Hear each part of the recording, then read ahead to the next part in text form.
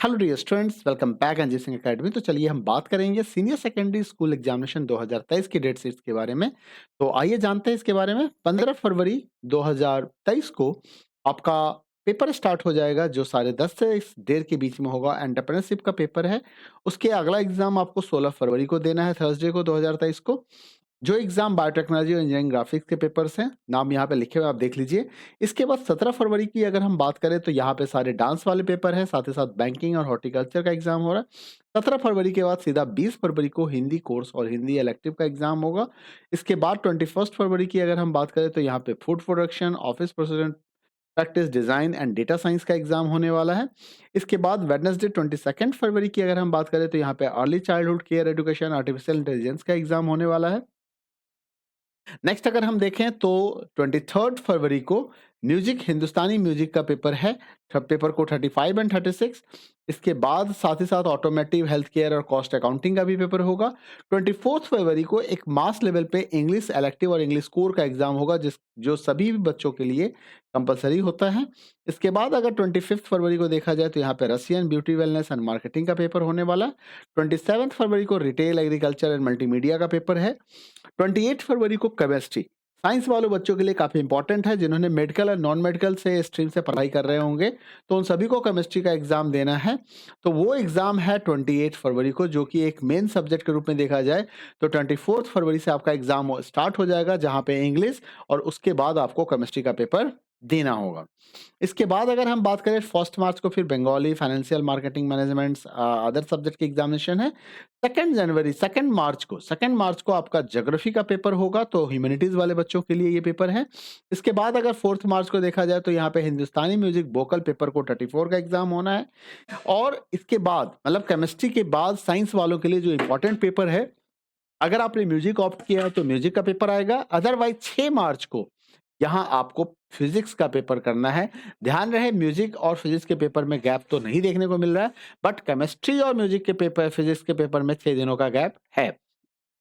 Legal studies का paper है यहाँ पे कॉमर्स वाले बच्चों के लिए। इसके बाद फिर 10 मार्च को आपका सारे लैंग्वेजेस के एग्जाम है, पंजाबी, तमिल वाले एग्जाम जैसे देख पा रहे हैं आप। इसके बाद अगर देखा जाए तो जो मैथ्स वाले बच्चे होंगे उनका फिजिक्स के बाद जो उनका नेक्स्ट इंपॉर्टेंट एग्जाम है वो है मैथ, जो कि 11 मार्च को होना है। इसके बाद 13 मार्च को अगर आपने फिजिकल एजुकेशन का एग्जाम देना है, ले रखा है, तो 13 मार्च को आपका फिजिकल एजुकेशन एग्जाम होगा। बिल्कुल एक दिन का ही गैप मिलेगा आपको मैथ्स और फिजिकल एजुकेशन एग्जाम के बीच में। और इसके बाद 14 मार्च को फैशन स्टडीज का एग्जाम है। और थर्सडे 16 मार्च को बायोलॉजी का पेपर होगा। तो ये बायोलॉजी वाले बच्चों के लिए। तो अगर बायोलॉजी वाले बच्चों को देखा जाए तो फिजिकल एजुकेशन और बायोलॉजी के बीच में एक 4 दिनों का गैप, इनको 3 दिनों का गैप मिल रहा है। साथ ही साथ फिजिक्स और फिजिकल एजुकेशन के बीच में भी 7-8 दिनों का गैप इन्हें मिल जाएगा। इसके बाद कॉमर्स की बात करते हैं। ह्यूमैनिटीज वाले बच्चों के लिए एक 17 मार्च को आपका इकोनॉमिक्स का पेपर होना है। ठीक है।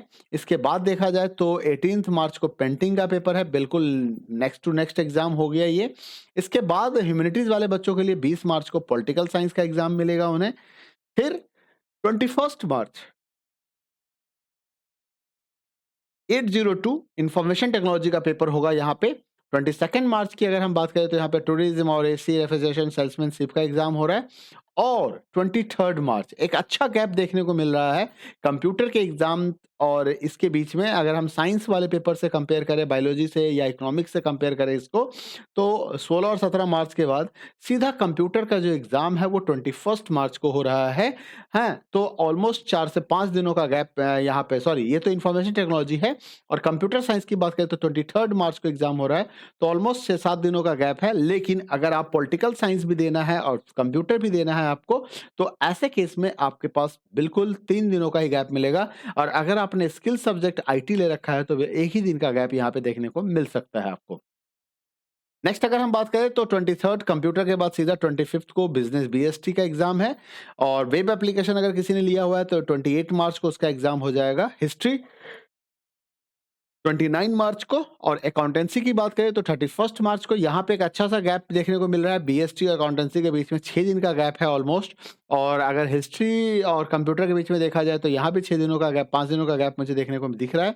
होम साइंस का एग्ज़ाम 1 अप्रैल को होगा, सोशियोलॉजी का एग्ज़ाम 3 अप्रैल 2023 को होगा और जो 4 अप्रैल को आपका उर्दू इलेक्टिव, संस्कृत इलेक्टिव का एग्ज़ाम होगा और साथ ही साथ जो सबसे लास्ट पेपर है वेडनेसडे 5 ऑफ अप्रैल साइकोलॉजी का एग्ज़ाम होगा। कुछ इंपॉर्टेंट इंस्ट्रक्शंस आपको हैं जो फॉलो करने हैं, स्ट्रिक्टली वो सारे इंस्ट्रक्शन आपको फॉलो करने होंगे जो सीबीएसई जारी करती है। पेरेंट्स के लिए रिक्वेस्ट किया जा रहा है कि बार-बार आप स्कूल के वेबसाइट्स पे स्कूल से टच में रहें और बोर्ड की वेबसाइट्स पे विजिट करते रहें। कोई भी कम्युनिकेशन डिवाइस एग्जामिनेशन सेंटर में अलाउड नहीं होगा। कैंडिडेट्स को डिसिप्लिन मेंटेन करने होंगे। कैंडिडेट्स को वो सारे इंस्ट्रक्शंस फॉलो करने होंगे जो एडमिट कार्ड के ऊपर दिए गए हैं। ड्यूरेशंस ऑफ इच एग्जामिनेशन जो है वो डेट शीट्स में मेंशन किया गया है कि कहाँ पे 2 घंटे का पेपर है, कहाँ पे 3 घंटे का पेपर है। 15 मिनट्स का आपको स्टैंडर्ड रीडिंग टाइम दिया जाएगा सभी बच्चों को और किसी भी अपडेट के लिए आप सीबीएसई गॉव पे जा सकते हैं। 29/12/2022 आज का डेट है और डॉक्टर संयम भारद्वाज के द्वारा ये डेट शीट निकाला गया है। तो मिलते हैं अगले वीडियो में, तब तक अपना ख्याल रखिए। Bye bye, take care.